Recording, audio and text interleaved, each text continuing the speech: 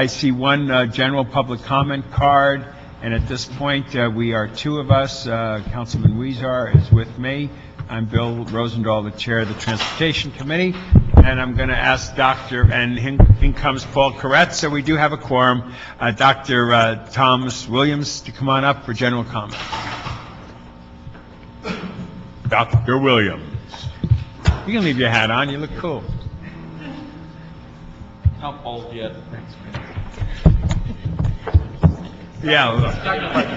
Thank you so much. Oh, he's talking about you. Sorry. I don't know how you keep I people. apologize. That's all right. I look great. Okay. You don't need hair to look great. Go ahead. Speak. This afternoon you have on the agenda an item 4. In Northeast LA, we always ask in any meeting regarding transportation, do you trust Caltrans? In Northeast LA, Caltrans has been a slumlord for 20, 30 years. I first encountered them in 1992. They lie.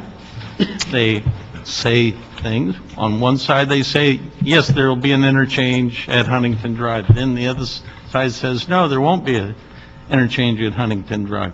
We're driven from pillar to post. We would like to have the means of controlling Caltrans in Northeast LA more than now. That is, can we get the city to rescind the agreement between the City of Los Angeles and Caltrans regarding State Route or Interstate 710 from the 10 to the 210? Part of that, or about half of that, is in the City of LA, as currently defined. A good example of Caltrans, they gave us a scoping session for State Route 710 North Extension. Did they give us a project? No. They said any project within 100 square miles. Could we focus on anything? No. Could we say anything? Not really, because we didn't know where the project would be within a scope of 100 square miles. Why? Because they didn't want us to say anything. They bait and switch. They change things. So here is an agreement. I'd like to see how we can rescind that agreement. Doesn't mean that we won't have another agreement sometime later. Thank you. Thank you, Dr. Williams, and we don't need to comment to you, but I will tell you, do you know who your assembly member is and state senator?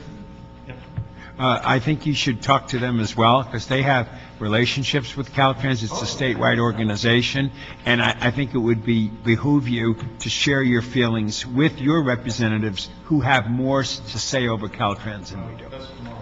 Thank you. Okay, that was general public comment. We have cards for item 2, item 1, but before we do, let's have staff give us what is, first of all, what is item 1, and then a quick report from staff before. Item number 1 is a planning department report relative to the second quarterly status of the implementation of the City of Los Angeles' 2010 bicycle plan. Great. Staff, come on up real quick on this. I have a bunch of quick questions. And I'll start with how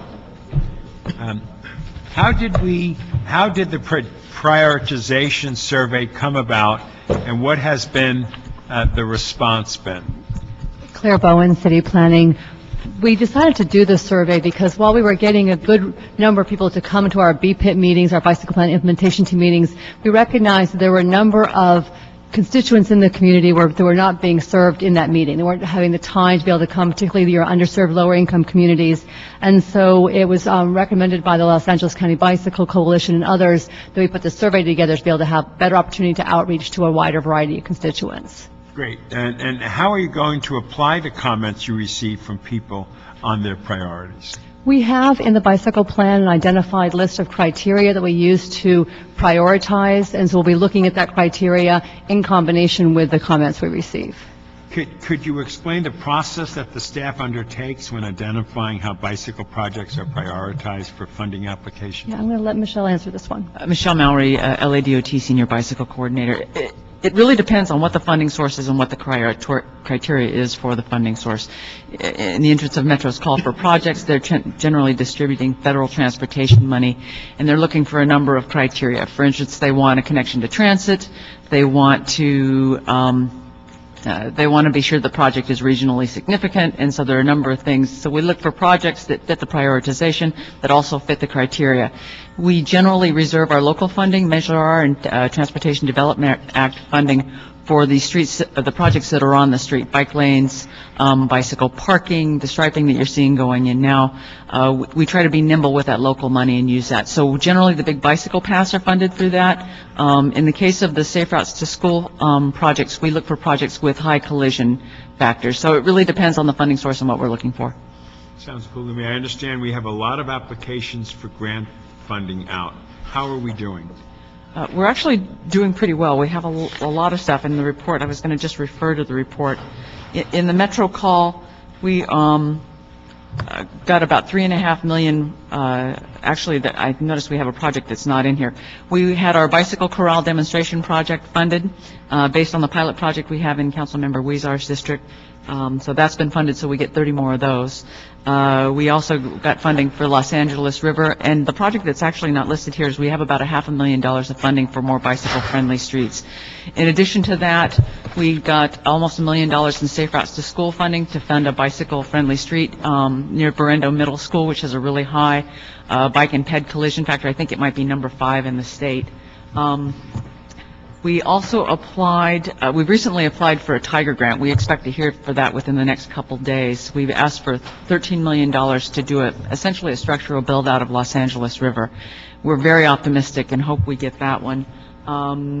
We did a $25,000 grant to Bikes Belong based on a scan trip that we did in Europe, but we've just been granted it's $17,000, but we're going to do bicycle work stands, kind of let businesses adopt them and allow them in the public space. I'm trying to think. We've applied for a couple other things that haven't been funded, but we're off to a roaring start. Well, it sounds great to me, especially around the holidays, knowing we're getting this various gifts of this, that, and the other money-wise from grants. It's beautiful. Look, the report states that 3 miles of green bike lanes have been installed. I've seen the one downtown here. Which projects received the green lane treatment, and what's your sense of how it's working? We have 2 projects, and they're pilot projects, they're tests, and we're learning from them. The 2 projects that we have in place are the one downtown on Spring Street, which has green paint, and we've been testing. We've now been through 2 different types of paint on that one. And then the other project is in Boyle Heights on First Street, and in that one we're testing thermoplastic in the conflict areas. You know, a bicycle lane is a designated space just for a bicycle, but there are intersections and driveways and areas where bikes and cars come together through those. So in that area, we've just put in the thermoplastic. Thermoplastic is quite costly application, but it generally lasts a lot longer than paint. So we're testing thermoplastic there. We're having some difficulty with the paint on Spring Street. The first application peeled up, and we've done a second application. We're seeing peeling on that. It appears that the issue, and there are big concerns about the rain and the weather. We certainly have a high volume of transit that's in and out of the green bike lane. But it looks like most of the paint is coming up on the concrete surfaces, not on the asphalt.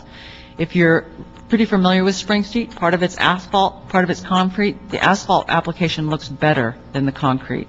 We typically have difficulty with even thermoplastic adhering to concrete. I actually just talked to one of my colleagues in New York, and they don't have any concrete streets, and they've still had problems with the paint on asphalt. We're reaching out to Chicago as well. They did the first test of color in the nation. We haven't heard back from them, but so we're learning and working through it. Good. That's impressive. Something on that issue? Please do. Thank you. And so thank you, by the way. I think those green lanes look spectacular, and they do. I rode them, and you really feel like that's your space. Yes, and I think do. others look at it and they say that's a bicycle lane. Yep. It's much harder as a driver, I guess, to go in those green lanes when you know it's dedicated for a bicycle lane. So when will the official review process take place? Right now, a lot of what we're hearing is anecdotal. We see it. I see the paint peeling. We've got some calls. But when will we go back and say, okay, we did the We did the one at Boyle Heights with the thermal material, and we did the one on Spring Street. They were both pilots. When will we be back with an official report to say what works, what didn't, and what should we do in the future? I think we're going to be at least a year of watching it. We want to watch the changes, how the volumes.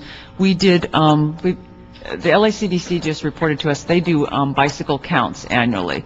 For instance, the project that went in, the road diet we put in on 7th Street, they're telling us they saw a 3% or a 3-time increase in the number of bicyclists in that quarter from last year to this year. So it'd be nice to have them go through their annual count again before we go through and include that as a part of the data. And again, we're still testing materials. Okay, and so are we going to do other pilots in that year, or are we going to wait a year to see which one works and then do others? I don't know that we're going to do any other color applications at this point because we're still working through We're going to do material. some bike lanes, but we're going to do any other green lanes between now and? With the green and the color, we're still waiting to see what works. It's extremely costly. We still haven't figured out what materials work for us. The thermal probably has the best chance, although we do have problems with thermoplastic adherence to concrete. So I don't know how many more tests we're going to do in color yet until we know what our results are on this. There are a number of other demonstration projects we'd like to take on. If you'll recall, the bicycle plan has the plan document, but it also has a technical design handbook. Chapter 9 of that has a lot of experimental procedures in there we'd like to test. For instance, the nice thing about spring is not just the color. A lot of people forget there's a 4-foot buffer in there as well. So that buys you 4 feet of space between all the moving traffic. So the green calls it out, but you also have a lot of room in there. So there's some other treatments that we can try that are not just color that we'd like to experiment with. One more question and then a comment. So on Spring Street, what are we doing now in the interim as we see that it's not really sticking as well as we said would like? Are we going out there painting it every day, every week? No, we're not painting it every day, nor every week. We've done 2 different types of paint thus far, and I don't know if you know the history on that. We tested 4 different substances in one of the yards, 3 different types of paint, another application in thermoplastic. Essentially, in one of our service yards, the manufacturer came in and puts the stuff in. We took vehicles over it. We took bikes through it. We threw water on it to see how bike tires are more narrow, and if it's pretty slippery, we wanted to know how it was going to perform in the rain. We had one type of paint that we really, really liked the best, and that's actually what went in on the second application out there. But it's come up on the concrete as well. We are touching them up as we see it peeling out, right? It has been touched up, yes. And we will continue to do that, okay. We're looking for another material. We don't want to continue to put the same material down that's going to come up. Again, we're interfacing with Chicago now. We talked to New York today. So, but again, we think the issue is concrete. So Okay. there's a lot of discussion now on what material we can use. Okay. Let's say, Michelle, you're looking into maybe even doing some stains on concrete? Is that a solution? We don't know at this point. Okay. And my comment, and let me be brutally honest here. Initially, when I was told that Boyle Heights and the east side was going to get the thermal and Spring was going to get the paint, and I said, well, what's the difference? They go, well, it's going to be fully painted at Spring Street. And the thermal, you don't do it everywhere. You know, it's the most crossed intersections, et cetera. And I thought to myself, well, there goes the east side getting shortchanged again. But, you know, in this instance, I think just my first reaction to this, it hasn't really been much of an issue that it's not fully painted everywhere. I mean, you see it even if it's spotty here and there, where the most places you cross it, it doesn't really have to be all green. That hasn't been much of an issue. And in this instance, I see just my initial, what is it, month now that it's been up? Yes. About a month that it's and been a up. half. I think the Boyle Heights, when I see it a bit more accepted by the community, it's working better. It's less calls that my office is getting on the Boyle Heights one. So it's working out fine, it seems. From a staff perspective, I believe that the treatment that we have in Boyle Heights is probably the best way to go. And many agencies are doing thermo in the conflict zones. We think it probably, and we're looking at some other concepts as well that are not accepted practices anywhere, that we're playing with as an idea as another way to get color in, but maybe not have to do a full application. If we did thermoplastic, the entire treatment in thermoplastic, we would be in the neighborhood of $800,000 to $900,000 a mile, and we just can't afford that. Paint is much cheaper. That's why we're investigating the paint and attempting to be able to do that. But the thermoplastic lasts. So. And my final point: some of the money, the one in Boyle Heights, we used some money from Metro to do that, right? Boyle Heights was completely funded by Metro as an Yeah. experimental project, yes. I just want to put that for the record because I know what my colleagues are thinking. Well, why Boyle Heights and not any other part of these bike lanes? That was some Yeah. money that was available. And again, it's just in conflicts there, in the conflict zones there, the driveways and areas where motorists might encroach into the bicycle lane. It's not everywhere. We certainly didn't spend about $900,000 on that corridor. Yeah, and that's money that was available through the Gold Line extension. That money was put aside for transportation, pedestrian improvements in the areas for people to get easier to the new Gold Line. Yep. And that, Yep. Yeah, just one more question on the painting. First of all, I'd like to say I've noticed bicyclists on Spring Street where I never thought I'd seen them before. And people look happy and proud when they're bicycling because they know they're safe. Yep. It's a big difference. Yep. On the paint itself, I don't understand the problem because for as long as I can remember, we've been painting white and yellow stripes on asphalt and on concrete throughout the city, and we haven't had these kind of problems.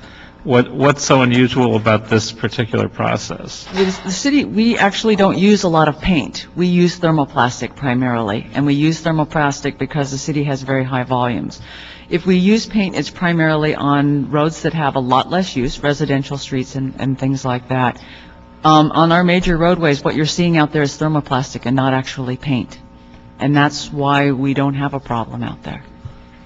So one would presume that's ultimately going to be the direction we have to go in, I would imagine, and just use less paint and assume that, as Mr. Weezer has noted, people have figured it out pretty quickly, and with a lesser amount of paint, it still works. Yeah, again, like the treatment that we have in Boyle Heights with the conflict zones where we are calling out the paint in the areas where there might be the most difficulty for cyclists or cyclists and motorists interact, that may be the treatment that we need to go to. Again, thermoplastic is a molded plastic that either comes preformed or it's heated up in a big vat. But, we're talking about essentially treating the streets with a big piece of plastic that's molded onto the roadway with heat. In the preformed, essentially, we've got crews out there with a flamethrower that are melting this onto the roadway. That's why it lasts so long. It's a very different concept from paint.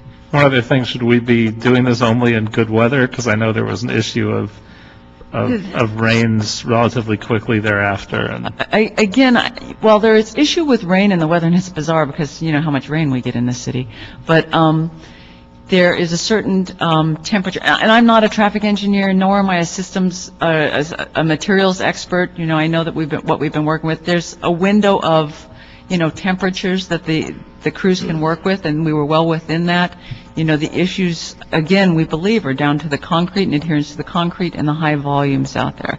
While we're having issues with the rain, that may be more the surface material than the actual rain itself. okay, thank you. Thank you all for that. I have 3 more quick questions for you, okay? You have 3.6 miles of bike-friendly street projects in the works. Where are those projects, and what type of treatment are you using on those streets? Well, the 2 projects that we're working on now, one is the 4th Street bike-friendly street, and that's been the first one in the priority of project, the 5-year priority of projects. That runs through Councilmember Labange's district in CD4. It is to get a number of treatments. The treatments that we started out looking at were bicycle-friendly signals at 2 intersections. The community there actually was not supportive of us installing the bike-friendly signals, so we are not moving forward with the signals, but we do have 2 roundabouts and I'm going to forget where they are. One's at Normandy. Thank you, New Hampshire, and I can't remember the other one. Thank you. Somebody's yelling out where the other one is. But we have 2 roundabouts, 2 mini roundabouts that we're looking through in these corridors. It's scary when they know this stuff better than me. So 2 mini roundabouts that we're looking out through those corridors. The FHWA has contacted us. They're doing a federal study on mini roundabouts and want to incorporate our projects into those. We're also in those corridors doing wayfinding signage, sharrows. We've got signal loops and signal loop markings going in. We're also looking at diverters and signalization through those corridors. The one other street that we're looking at is 11th Street, which was a bike-friendly street project that I mentioned in the funding list. God bless you for that, too.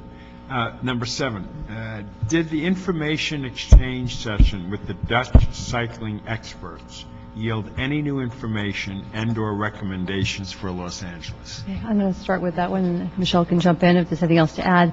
I think one of the things that's important to point out is that the ideas that the Dutch cycling experts recommended are actually all included in the Chapter 9 that Michelle was just referring to in our technical design handbook. So that was nice to have those ideas kind of reinforced for us, but we really realized that what made the biggest difference in terms of being able to get those new ideas implemented so quickly, particularly like on Spring Street, was because in this particular instance you had politicians and community groups and neighborhood groups and staff all kind of working together. I think it really just pointed out to us when you have everybody kind of on the same page and dedicated towards actually getting something done together, you can move much more quickly. So that was really, I think, one of our takeaways in terms of lessons learned, that when we work together, we can be more efficient. Yep. The nice thing, well, from the DOT perspective, and maybe not just the DOT's perspective, from the bike coordinator who's been here for a long time working on this stuff, it was nice to have an outside group moving us forward to doing some things. It was nice to have folks that have been doing bike infrastructure for a long time kind of provide a gentle hand and some guidance. They're all ideas that we've all had on the table for some time, but we took it a lot better when it came from someone else, whether it was members of the public or the politicians or ourselves. I should mention that those green lanes on Spring are a direct outgrowth of that. That was one of the projects. They identified color in that project, and that was one of the projects we moved forward. We're also working with USC right now on their bicycle master plan, and the consultant working on that, on a number of the projects that were called out for that. So we're continuing to work on those projects from the workshop. Great, appreciate that too. And the last question I have is the report mentions that work has begun on the wayfinding signage program. Could you discuss that effort in a bit more detail? So we have funding from a prior call for projects. We've been waiting for our notice to proceed from Caltrans. This is federal money. And essentially what we're doing is all of the bike-friendly streets called out in the 5-year plan have undergone some preliminary analysis to determine, so if 4th Street is one of the bike-friendly streets on the corridor, what are the destinations or attractors that are parallel to that corridor to allow us that we should direct people to? So, you know, for instance, say UCLA is 2 miles from the corridor, a sign would go up that would have a bike. There's federal guidance for what the sign should look for. It would have a bike, and it would say UCLA, and it would say 2 miles and have a destination arrow. Again, we have some preliminary background work on this. The next step for us is to take this to the public. We'll have at least 4 meetings throughout the city that show the corridors, what we're looking at the preliminary, what the signs will look like, and see what we've missed and what they suggest we include. Well, thank you for that. Colleagues, any questions before I ask the 4 speakers to come up? Yeah, first a comment. I wanted to thank you for the great report back, and just point out why, to the public, why I did the motion in the first place asking for these report backs, which is just that in the past we've had bike plans and not that much has been done, although I think, as you just said, there's much more consensus, all these different groups in a similar mindset, and I think that will be very helpful. But just to be sure that our plans are implemented and everything's going forward, I think we want to have these quarterly report backs. And it certainly points out that we've been making great progress so far. I'm just wondering where we are in terms of our timeline, whether we have a sense of whether we're able to keep up with the plan at this early point. Actually, we're ahead right now. You know, we have great support from the mayor. This is one of the mayor's priorities, and we have new leadership in the department. We are ahead of and on schedule. We're chasing more money than ever. The department, not just the Bikeways group, but the department is actively supporting bicycling. So we're doing very well right now. But again, we're almost always doing the easiest stuff first. We've got an environment. You want to talk about the environmental process? Yeah. One of the things we got a little delayed on was actually starting the environmental impact report for those difficult lanes. We recognized in order to be able to do that report and move into that environmental analysis stage, we really were going to need an additional staff person in planning. That position was approved this fall, and we are now in the process of going through the hiring process for that. So we hope to have that person in place in the beginning of the new year, which will allow planning to be much more actively engaged in the implementation. What do we think sort of midterm, long-term about our ability to keep up with the plan and the timelines? Anything that's in the plan can be done. we can do all of it today if the city chooses to do certain things. Do we decide to share our roadways with bikes more equally? Do we decide that on-street parking maybe isn't as big a priority as it's been for the city? The ongoing issue will always be right-of-way. I mean, funding is an issue, and we will always need more money to do these things. We talked about some of the costs of the projects that we're implementing now, but for us, it's about space, and it's about prioritizing bicycles higher than they have been. And as long as we have that sort of leadership, we can move it forward. Okay, thank you. So what's the status of the 11 or 12 bike lanes that needed EIR review? So the status is that we are going to have to do an environmental impact report. DOT did some preliminary analysis to determine that, yes, the volumes on those streets were going to warrant them requiring a full EIR. And again, once we have the bicycle planner, in place, the beginning of 2012, we'll do the initial study and start moving forward with doing scoping meetings with the public. So obviously, there's a big public engagement process, and hoping to do the analysis fairly quickly so that we can get it completed within about 6-9 months. Okay. And to be clear again, between now and next fiscal year, how many more bike lanes will open up? I'd have to look at the list. We have a number of things in design. Let's see. We have 42 in the EIR, but again, the EIR won't be done before the end of the fiscal year. We have 10.71 are in the queue right now, so those are ready to be installed. And then we have 4.43 are under review for approval, and then we have another 40 in various stages of design. So depending on how things come along, we could have a significant more installed. It all depends on the timing and what's going on. And if the resurfacing projects move forward, it's an opportunity to combine some with the resurfacing projects. Okay, thank you. Okay, we're going to have the cyclists come on up now and react to your report, and stand by, staff, in case there's a question they raise that you can answer. Come on up, Jay and Alexis and Jeff. Three of you, incredible. One is the chairman of the LA Bicycle Advisory Committee, that's Jay Slater, and Alexis Lance is on the Los Angeles County Bicycle Coalition, and Jeff Jacob Berger is with the LA Bike Advisory Committee. Folks, you just heard it, and I'd love to hear your comments. It looks like Jay's deferring to Jeff or to Alexis. No, go ahead, Jay. All right. Ladies first. Go ahead, You, Alexis. Gaston. Ladies first. Oh, okay. All right. So thank you for your time today. And I really want to thank planning and the DOT staff for putting together an excellent report that really provides a very detailed overview of all the different elements of the bike plan. Compared to the last report, I think this is night and day, and we all have a better picture of what's going on. The one thing that I do want to stress, I think Michelle mentioned it, but they actually only talked about one of the Safe Routes to School plans that got funded, but there was actually 2 more that included bikeway projects that were unfunded. So there are some additional projects that the department did receive funding for, the city received funding for. But what I do really want to stress, what I brought up at the last meeting, and I assume probably Jeff and Jay may reiterate, is that the sharrows that are included as completed, yes, those are completed, and we're glad to see a lot of those done, but many of those streets are bike-friendly streets, and many of those streets were bike lane streets. So in theory, they're not really completed projects, because the final implementation on a lot of those streets is supposed to be a bike lane, or it's supposed to be a bike-friendly street, which also includes the traffic calming thing. So while they are completed in the sense that they're sharrows done, they are not complete projects. So we would like to see them not included as the final 40 miles a year. Yes, there's been progress made, but they are not completed projects. Hold on for a second. You heard that, staff, what she just said on that one? Okay, great. Go ahead. Go for it. So that's sort of our major comment about it. We are really excited about the pace that things are moving forward, and we are doing our best to work with the departments and neighborhood councils and community-based organizations to make sure we build support in all of your districts for a lot of the projects that are coming up and moving forward. And so I'm going to defer to. Great, appreciate it. And Dr. Williams, you want to come on up? Okay, you're on, Jeff. Yeah, I was just Jeff Jacob Berger, 10th District Representative of the City's Bicycle Advisory Committee. I just want to echo the comment about sharrows. In the bike plan, a street that only has sharrows is referred to as an enhanced bicycle route. And a bicycle-friendly street requires, in addition to sharrows, at least 2 traffic calming engineering treatments.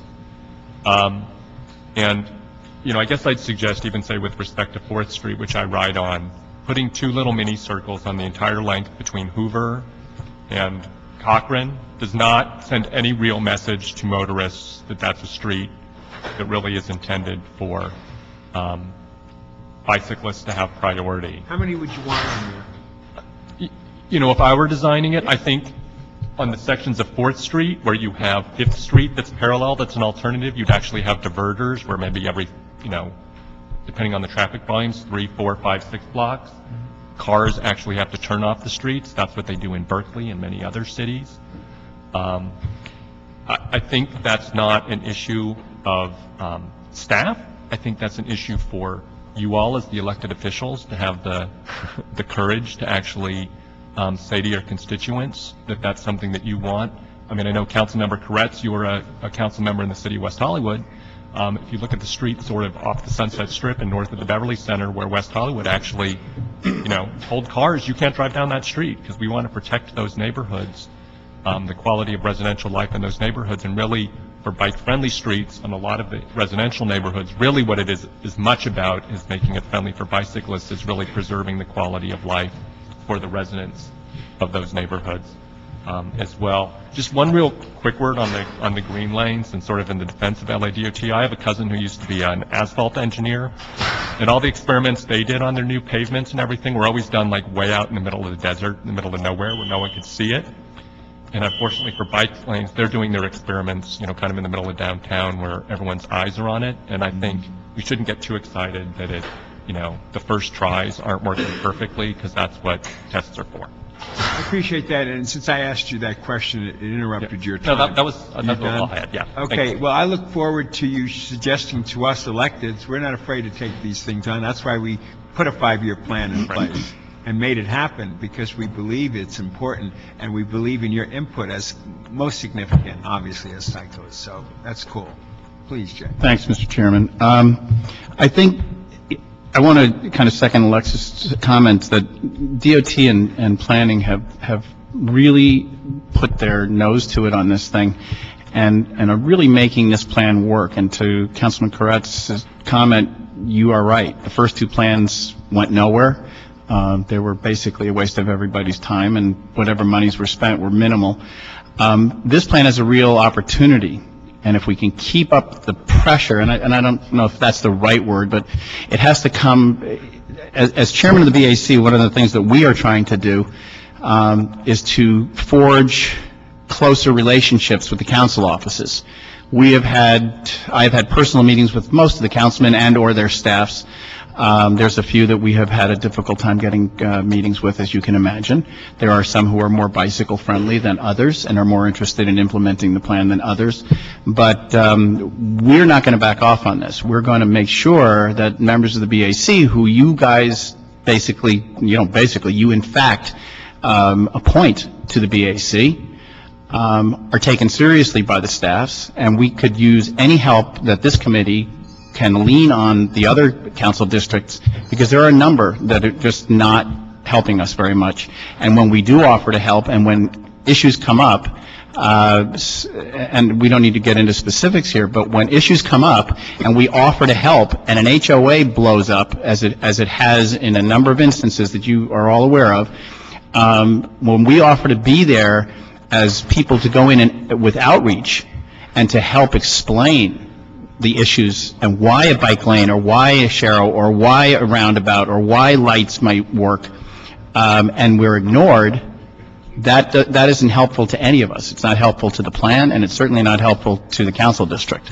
Councilman LaBonge jumped in very, very hard on 4th Street with an awful lot of pushback from the homeowners association in that area. We're there to try and facilitate that, and BAC is called out specifically as a partner in the bike plan, and we would welcome any attempt or any help from this committee and the 5 council members here to help us to reach out to all of the council districts and get them working with us. Let's make it very clear. Yeah, go ahead. Obviously, I put this 5-year bike plan together. The mayor obviously supported it because we believe in this. And that's why we're having quarterly reports, and we want your input all the way. If you want to do it on the record or offline, tell me which council members have not been cooperating, and I'll be more than happy to meet with them. There are a number. You want to let me know offline or Yes, online? I'll be more than happy to, because you and I have a meeting scheduled next look month, so forward that will be one of the subject matters that we Okay, discuss. one of my energies, I like to walk around the horseshoe and talk to them all. If it makes sense. I have seen you do it. Yeah. Let me, if I could have one more, if I could have like 10 Please, seconds? Sure. Um, Doctor, get up there. We are really excited about this, and the members of the BAC, it's a voluntary committee, obviously, and they have gotten behind this, and members who, in my opinion, slept through several years while I was on the BAC are now deeply engaged in it, and we really want this to work, and we want it to work in every district in the city. We want to see, we're very involved in watching what's going on in Councilman Rizar's area, specifically York Boulevard. We want to see that project happen. We want to see it happen quickly. We know that some of the homeowners associations up there are way strongly behind it, and we want to take advantage of that, and we're here to do it. So, Okay, I look forward to Thanks that. for the help. And just anecdotally, I'll tell you that when I did my bike the other day, after 30 years of not riding one, I pulled into my driveway with other cyclists. The mayor was there. He was visiting Swami X in the house, and he came down the stairs, and of course, I know his story he had on a bicycle. And of course, we're 100% with you, and we look forward to these 5 years accomplishing all the things that made me want to run for this job in the first place. Thank you. Now, Dr. Williams, are you Dr. Williams? If I could address that, and Clyde anymore? Clyde? No, Remember quite. that name? Yeah. we could change our names that easily? Okay.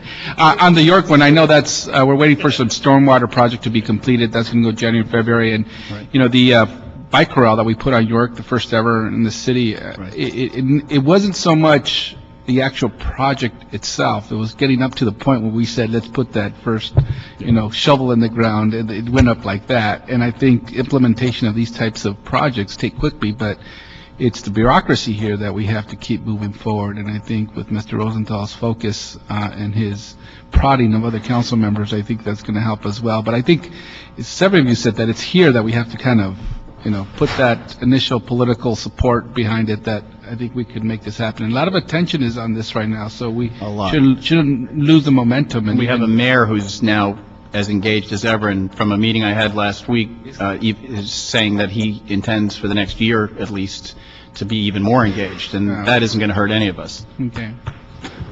Thank you. Dr. Williams. Okay. Dr. Tom Williams. I agree with Clyde Williams. All of a sudden, it's Tom. Yeah.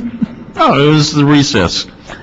But this is number one, item number one? Yes, it is. Yeah. Okay, here's a real-time example. There's a study being done right now of the Arroyo Seco Parkway and how it works in northeast L.A. However, Caltrans, who's the sponsor of it, apparently didn't tell their consultant that there's a bike plan, a bicycle plan. So, needless to say, they do not know what they're doing regarding how to restore the Arroyo Seco, first freeway in California, back to a parkway status.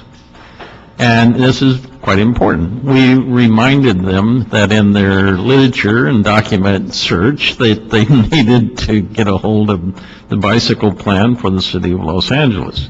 However, it is not well known even in Council District 14 in El Sereno, and that the bicycle plan should be promulgated through the neighborhood councils. There are a lot of people that kind of know about it, but don't really come downtown or go to the west side. We have some pretty good bicycle areas. Huntington Drive. However, putting a green stripe down Huntington Drive would be a very interesting experiment. We also have several freeway entrances where we have problems going across and such like that. But the Arroyo Seco has an element that could be easily converted into either a distributor for bikes or as Iglesia crossing where people can come down to the Arroyo Seco. Thank you. Thank you, Doctor. Appreciate your comments and insight into it. And my recommendation, of course, is to receive and file. Colleagues? So moved.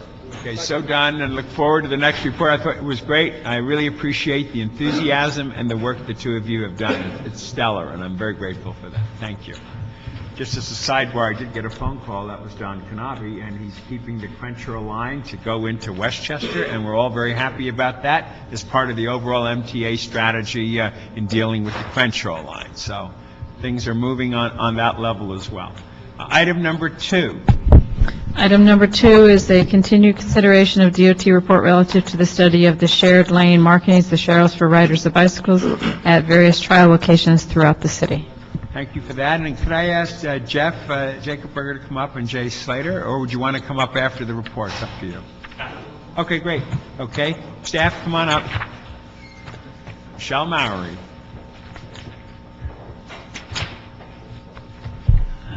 Michelle Mowry, LADOT, Senior Bicycle Coordinator. Last time we were here, we presented you with a report that was an overview of our results on the Sharrow study that showed with significant improvement on by motorist treatment to bicyclists on the roadway, and you had asked us to investigate additional outreach opportunities on the Sharrow. So what we have been doing is made some inquiries with ITA about their Channel 35 and what our opportunities were there. As you may be aware, they've had a significant cut in their funding. So what we have talked about with them is that some of their ongoing shows including bicycle segments and some of their ongoing shows in which we would highlight Sharrows as an application to help promulgate the information about Sharrows availability. We're also going to undertake using some of our student talent. We've got a helmet cam now, and the students are producing some online films and YouTubes that are going up on our blog as well as our website. And we're going to, very specifically on the website, because we get more hits from the novice and the non-bicyclists on our website than we do on the blog. The blog are kind of the initiated. But we're going to do a kind of this is a Sharrow and do some sort of helmet cam application. So we'll start with that. And I know if we have representation from LAPD here, and I think they were going to talk about their outreach office efforts with their officers as well. Great, I appreciate that. LAPD, come on up for this. Thank you, Michelle, for that great report. That was my question going to be, what outreach are we doing and how are we getting it done? And you did all that. Thank you. Yes, officer. Good afternoon. My name is Officer Jeff Keevitt with LAPD. I work in the Office of Operations. One of our duties is to prepare operation orders and operation notices for all the officers in regards to new laws or new laws and also just new things in the city and how we address them. What we'll be doing this regarding the Sharrows is just a brief notice similar to one we did back in April. This here was in regards to the implementation of the new bike lanes that we had up in the valley, specifically letting officers know is that, hey, when you see somebody driving in the bike lane, go ahead and pull them over and either cite them or educate them regarding the law. We'll be doing something more than likely something similar to this in regards to Sharrows. Just explain to officers what they are, how to treat them, and what to do with the public when we come in contact with them, someone who doesn't know what they're doing or someone who's violating the law in regards to sharing the lane or a cyclist going the wrong direction or a cyclist not riding to the right when applicable. But in regards to Sharrow, that the whole idea with that is that there is not enough room to the right to ride alongside a vehicle, and therefore the cyclist can use the road. And also, and the other thing is that Sharrow is it's not a hard, fast law like a bike lane, but it's more of just an advisement for the cyclist and also for the motorist as to the dimensions of the road and the need to share the road. Colleagues, any questions? Just that in Bow Heights, the Sharrows that we have, once the First Street bike lane went up, it's been well received by the community. You're right, I think it's more just advising both users, or all users, that there's some space there for them to use it, and the bicyclists are, actually I see more bikes now on these Sharrows now that they feel safer and more comfortable riding some of these arteries or some of the smaller streets leading up to our main bike lane, so they're working well in Boyle Heights. Okay. Thank you very much, Officer. Thank you, sir. Jeff, I was going to say staff, Jeff Jakenberg and Jay Slater, come on up. Jeff Jakenberger, the LA BAC. Just a couple quick comments on the Sharrows. You know, one thing is there seems to be a whole lot of sometimes angst when they get put in. And the reality, a Sharrow is just a pavement marking. You know, every stop sign has a octagonal red stop sign, and sometimes we paint the word stop on the ground. A Sharrow is no different. You have the little green bike route sign, and sometimes we paint a little marking on the ground. And, you know, I think in terms of, you know, sort of your offices and staff of explaining to people, it's not a big deal. It really is no different than that, and it's just that simple. And people shouldn't get too excited about it. Just one other comment is, you know, I appreciate staff's work and all the analysis they did on sort of determining what the optimal distance is. I think we should be careful, though, not to necessarily go to a one-size-fits-all policy about what the appropriate distance is. You know, LA has a lot of very narrow substandard streets, and I think, you know, there are a couple streets, like parts of 4th Street through Hancock Park, where the Sharrow is placed, I think, 12, you know, the standard 12 feet from the curb, but it actually feels like you're way out in the middle of the street when you're riding with the Sharrow. And so I just think we should be careful of you know, automatically having a one-size-fits-all policy on streets of all different widths and traffic levels. Good point. Appreciate that. Jay? Thanks. I'm sorry I was outside. I was actually approached by one of the council offices that I would like to speak to. Actually, two of them. So I guess coming here it was a good day. I'd rather deal with you than Bill, so they're like... Yeah, because I'm not as big as he is. But I am. I think I'm. No, I don't know if I'm older, but I might be. Sharrows, you know, for us as cyclists, I am a heavy road user. I ride at least 100 miles a week, maybe more. So every time I get it, when I first saw the very first Sharrows project was in Hermosa Beach, actually, then in Long Beach. And I've since seen several of the studies, and I know staff has got an excellent study out on it, and it is, you know, very favorable to Sharrows. I guess the one thing I want to reiterate, and I think Alexis said it before, is the Sharrows should not be a substitute for a bike lane or a bike path or a full-blown bike facilities. But having said that, my feeling is, and I have discussed this with the BAC as well on a number of occasions, is that if we've got the time and we've got the spot and we've got the money, because the simplicity and inexpensive nature of the Sharrows, especially if they're not done in paint or in thermoplastic, but even if they are, they still are very, very inexpensive compared to doing a full-on bike lane rebuild, taking out lanes and running into EIR issues. But if we can get them down and we can have a bike facility in place, even if it's temporary, because we know that in the end we will change those Sharrows into a bike lane when either money is available or whatever, then I vote yes on every opportunity we can to get them. That's why when we did the 20-plus miles, Michelle, over that 2 or 3 day period, it was terrific. And to suddenly see them up all over town was more than we could have hoped for, but they shouldn't take the place of the bike lanes. They can't be allowed to go forward, you know, in place of a bike lane or to make us turn our attention away from those streets where we've placed them just because we think we've done something good for those streets. Fair enough. Thanks. Appreciate it. Thank you for your comments, too. And obviously, what we do with this is we just note and file. Receive file this one. Okay, all right. And we continue to do these updates, obviously, so that we see what progress we've made, and I appreciate that. Item number 3. Item number 3 is a CAO report relative to a DOT contract with Titan Outdoor for continued advertising on the city transit vehicles. Okay. I have a bunch of questions. Okay. Give us a quick report, and then I just want to get my questions on the record. Okay, Angela Bruman, CAO. Before you is the report recommending approval on DOT's request to enter into a new 5-year contract with Titan Outdoor for advertising services on City Dash, Commuter Express, and City Right transit vehicles. The bus advertising in this contract includes most forms of traditional advertising on the exterior and interior of the vehicles. Restrictions are placed on objectionable advertising content, and the city also reserves a small amount of space for city promotional items. There is no cost to execute this contract. Net revenue from the sale of advertising is shared between the contractor and the city.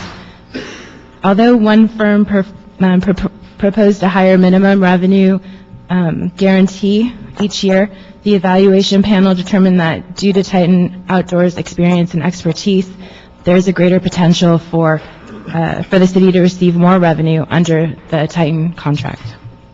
All revenue in this contract is deposited in the city's Proposition A fund, which supports transit service. Okay, questions? The contract before us today is for providing advertising services on our Dash, Commuter, Express, and City Ride buses. Is that right? True. Okay. And the incumbent is Titan Outdoors, who's been recommended for the new contract. Is that right? That's correct. Our anticipated revenue this year from the current contract I'm seeing is $655,000. Is that right? Yes, the city's slated to receive $655,000 for this year and $685,000 for last year. That amount is less than the $700,000 minimum guarantee Van Wagner proposed, but Titan is recommended for the award. Could you explain why?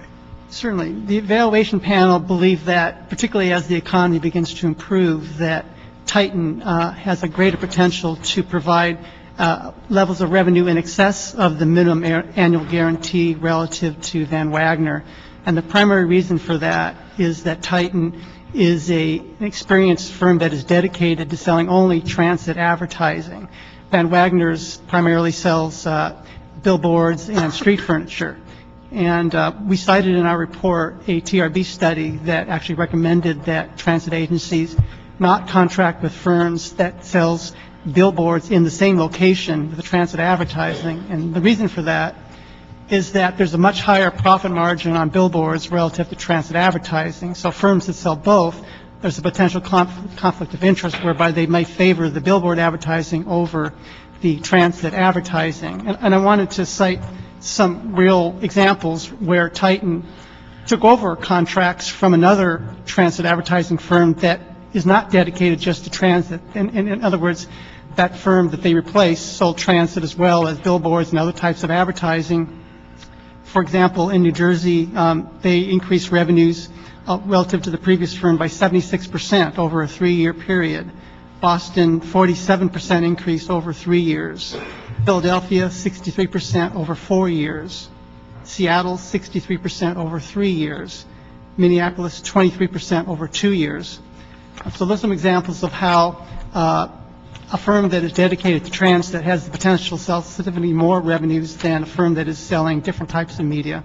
I also want to point out that Titan has increased, in terms of actual revenues to the city, they provided about 81% higher level of revenues compared to the minimum annual guarantee.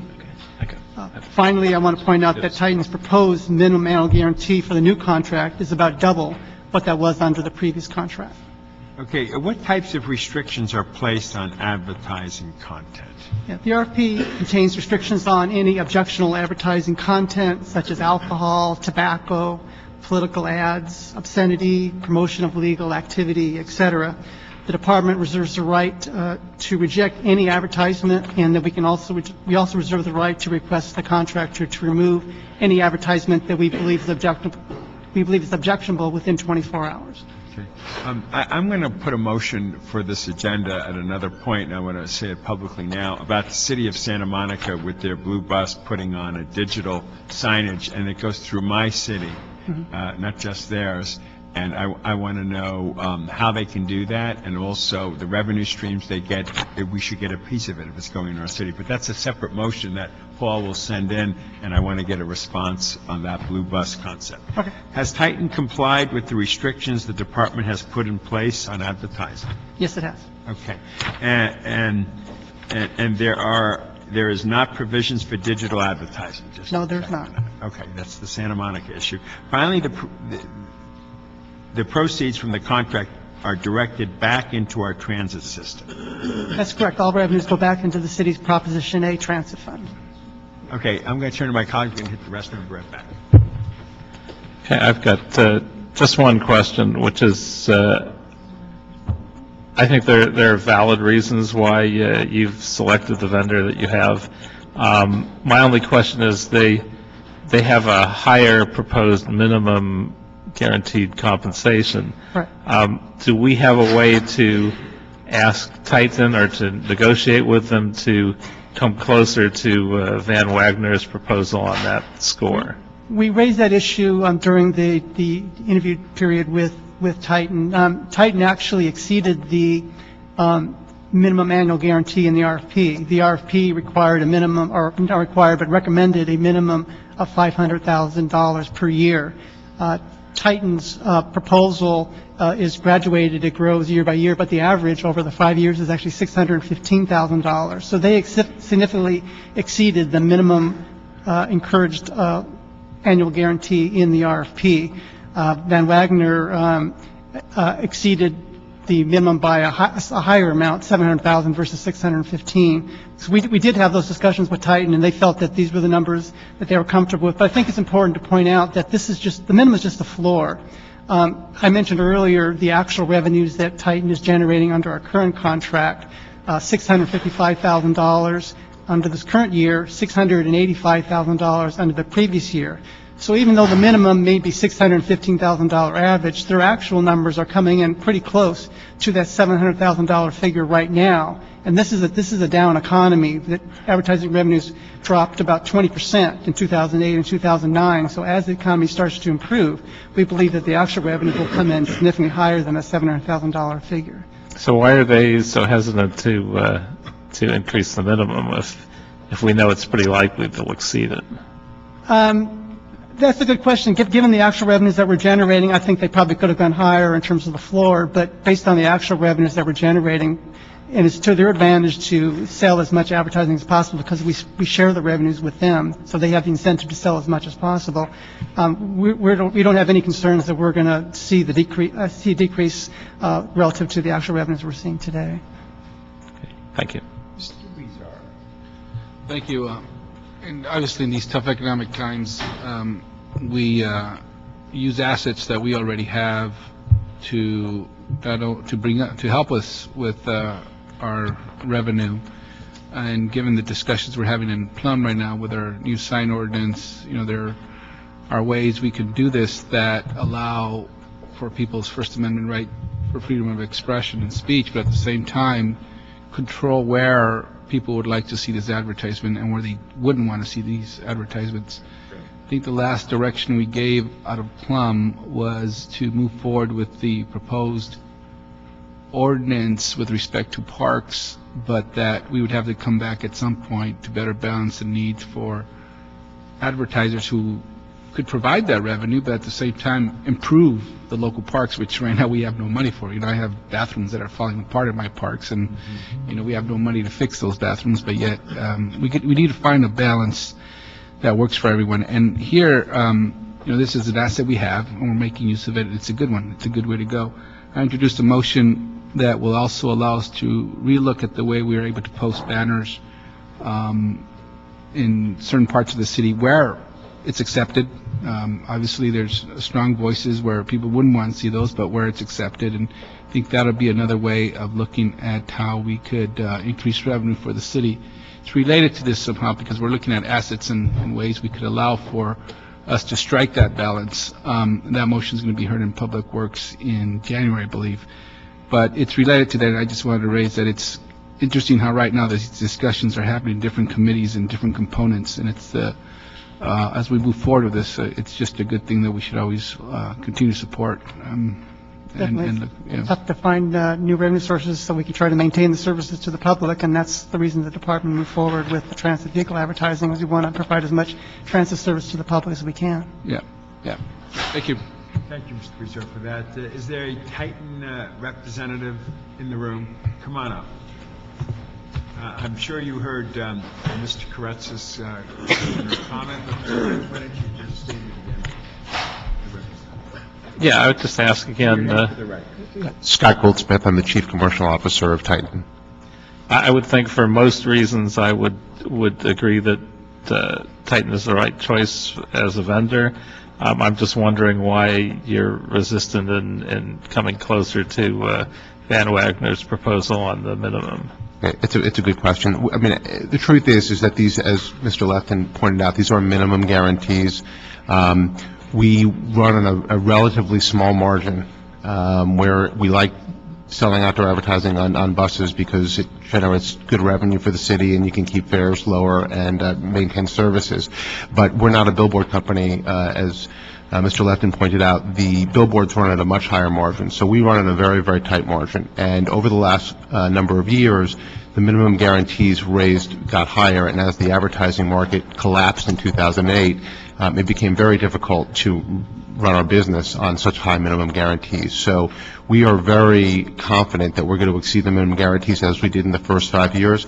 But because we run on such a small margin, if there's another recession, a double dip recession, we don't want to be put in a position where we have to feel nervous about generating revenue that will be less than minimum guarantees. So the minimum guarantees are set at a level which we're comfortable with. Going higher in the current economic climate is not feasible for us right now. But we are very confident, as we said in our proposal, that we're going to significantly exceed those minimum guarantees with the percentage revenue which we did in the first 5 years of our contract. So you expect to exceed even the numbers that Van Wagner was using as a minimum? We do. You're just trying to give yourself an amount of certainty that we don't put you out of business by giving you too low a minimum guarantee and then you hit a recession again. That's exactly right.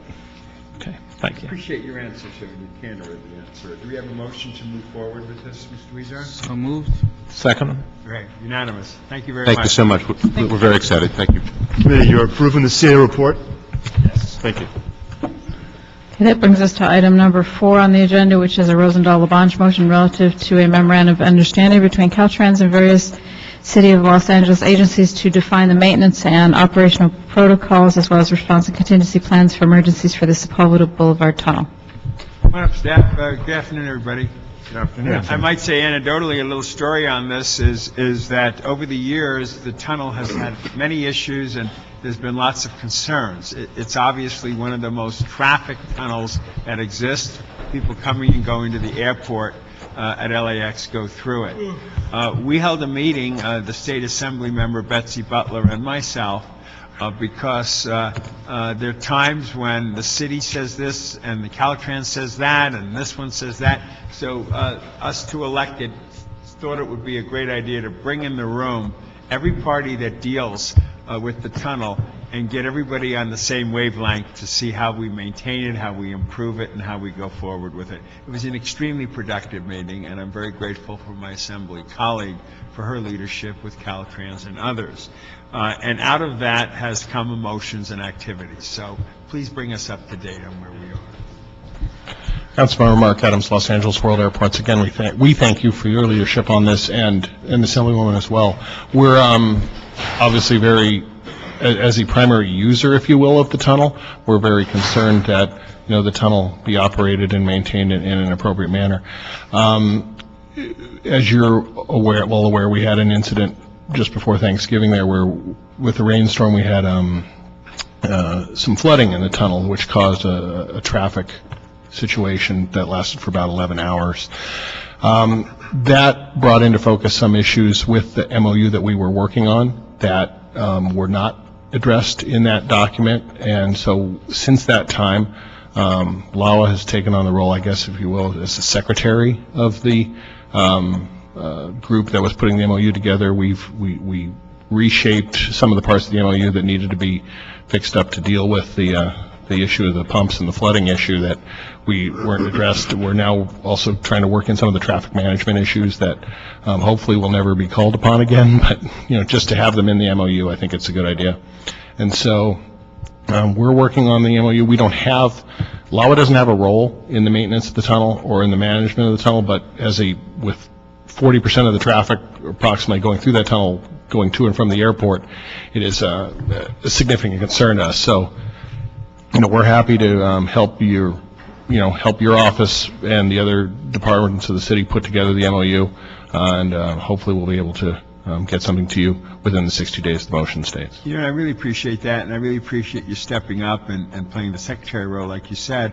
Just a financial question, since 40% of the drive-through is going to and from the airport, does LAWA have any financial relationship with this in terms of helping us financially do what we need to do? Not at this time, as I understand it, and I'm not up to speed on all the details here, but as I understand it, since that is a element of the state highway system, that Caltrans is responsible for the cost of maintaining the various elements of that structure. But my colleagues from the other departments might have something to add as well. But I would like at this point, we do not have any financial. I would also like you to be challenged by that sort of question from me, to see if you could, because legally with the FAA and all the rules that regulate this proprietary department, and in this day and age, if there's a potential additional resources that you could put into it that fit within your mandate, we would be very grateful. We can certainly look into that. Great.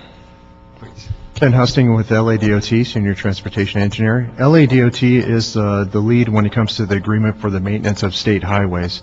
There's a delegated maintenance agreement between the city and Caltrans, and it specifies state highways and what the roles and responsibilities are of each entity as it relates to that roadway. And specifically, the Sepulveda Tunnel, again, is a state highway. It is being maintained by the City of Los Angeles, and within it, it says that drainage, sidewalks, sweeping, and so forth is the responsibility of the city. That work is primarily done by the Bureau of Street Services. And it's correct that LAWA is not part of that agreement as far as their obligation, but there has been talks with the Bureau of Street Services as well as the LADOT and Caltrans. Perhaps there's a need for LAWA to enter into an agreement with Caltrans to go ahead and make sure that there's the maintenance that I guess LAWA has been asking as well as Caltrans. Because right now the city does not have the resources to go ahead and maintain the frequency that has been requested.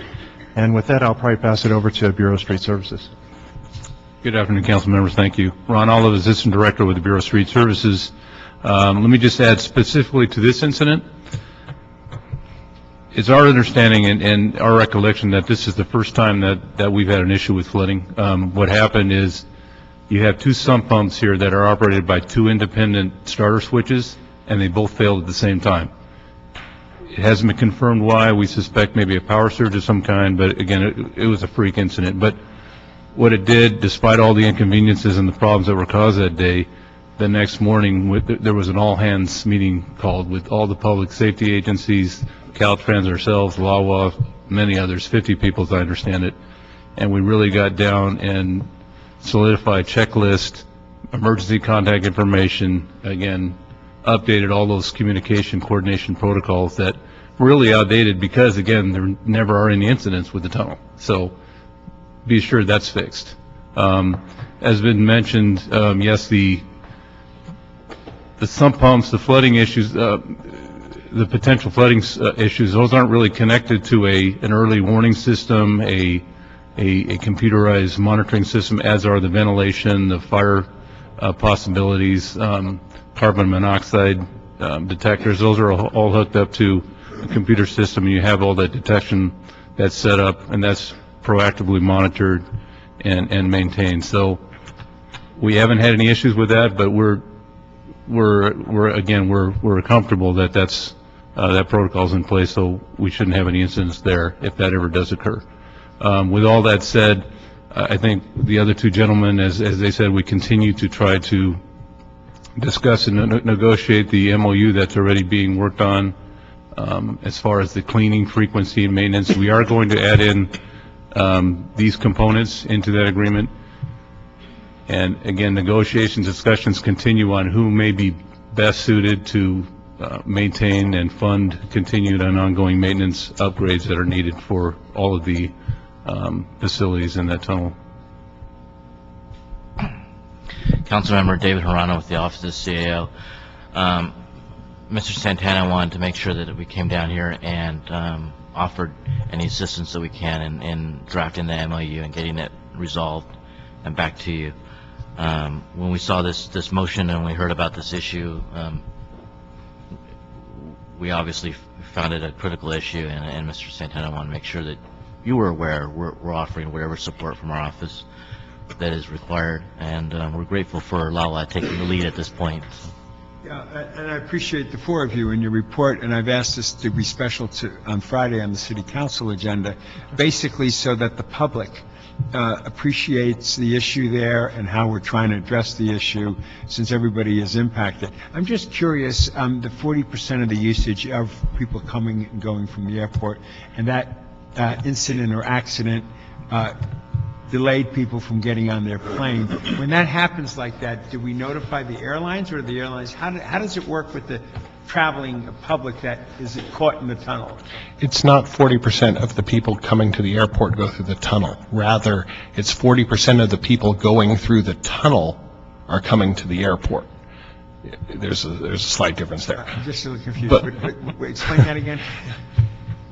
If there are 100 people going through the airport, through the tunnel, Right. 40 of them are going to the airport. Right. But there might be more coming in on Century or north from, but that said, we have used that incident. We have a response, an airport, our ARC center, the Airport Response and Coordination Center, that would be involved in doing the communications work that's necessary to communicate to the airlines, communicate to the various stakeholders at the airport.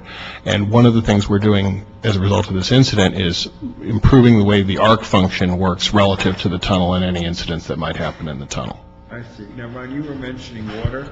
Anecdotally, the story has always been when it rains and you want to get on the 105, that there's a flooding issue there.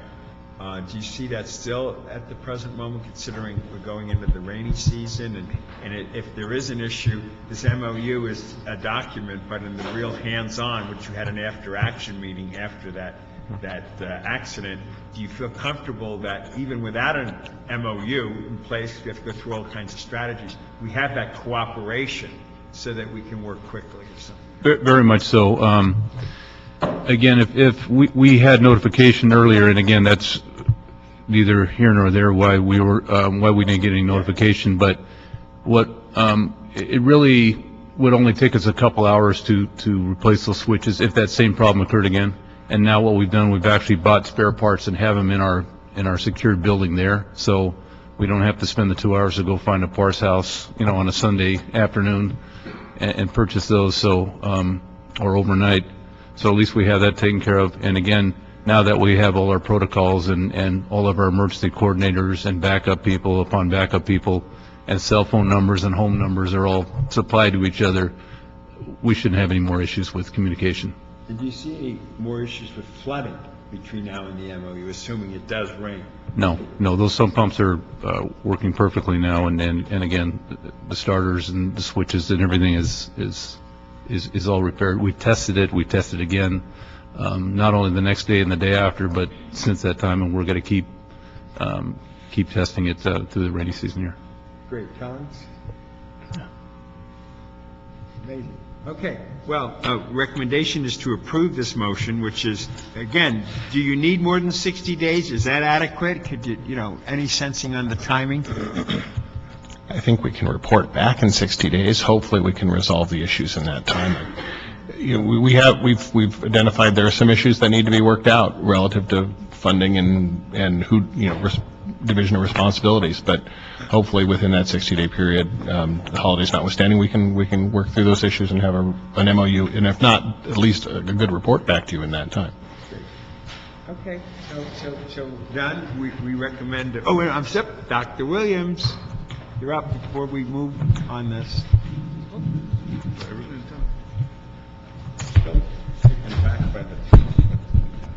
Dr. Tom Williams, LA 32 Neighborhood Council. I love stormwater. It really gets everyone's attention. Second only to trees, if you're in the Northeast recently.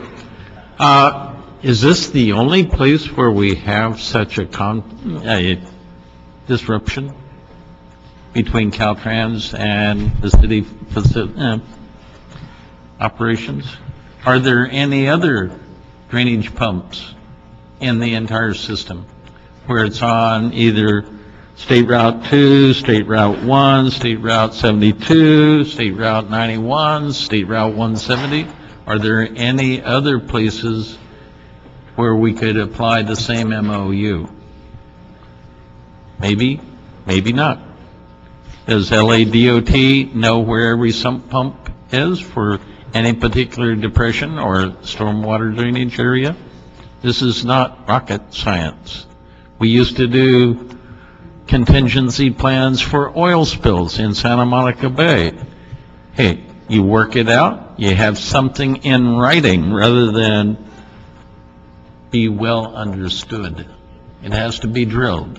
It's just like a fire department operation. If you don't have a plan, how can you work the plan? If you don't practice on the plan, how do you perform? So, are there any other places within the city of Los Angeles where similar conflicts might occur in the future? Because we've had windstorms, storm of record. We had rainstorms, storm of record. What happens when it's the real one, a 7.2 on the Inglewood? So, thank you. Thank you, Dr. Williams. Do we have a motion to approve this motion, which is to move it forward in 60 days to get a report back? So moved. Second. Okay. Unanimous on that. We'll move forward. I want to wish everybody, on behalf of the Transportation Committee, happy holidays. I want to thank all the city staff that's been working so hard in DOT, and God bless you. Bye-bye. Meeting adjourned.